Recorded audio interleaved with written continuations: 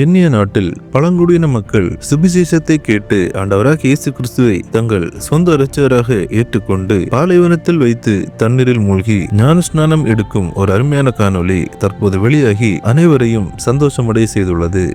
We were ready for water baptism and these people were so excited. You could feel the presence of the Lord. And then they go into the water. Water in these areas is so hard to come by. Sometimes you have to dig down to 10 feet just to get water. Wow.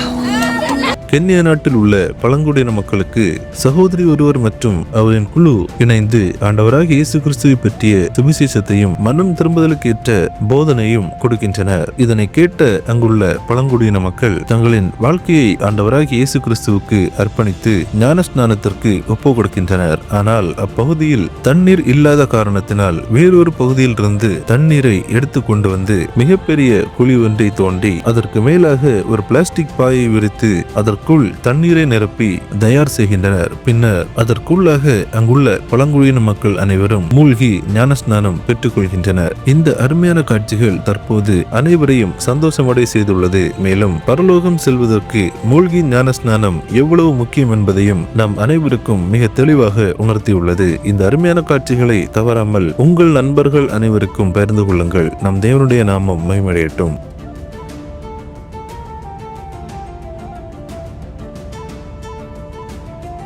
கிறிஸ்துவுக்குள் பிரியமானவர்களே, இந்த தகவலை தவறாமல் உங்கள் நண்பர்களுக்கும் பகிருங்கள். எங்களோடு இணைந்து பயணிக்க இந்த சேனலை சப்ஸ்கிரைப் செய்து கொள்ளுங்கள். தேவன் தாமே உங்களை ஆசீர்வதிப்பாராக. ஆமென்.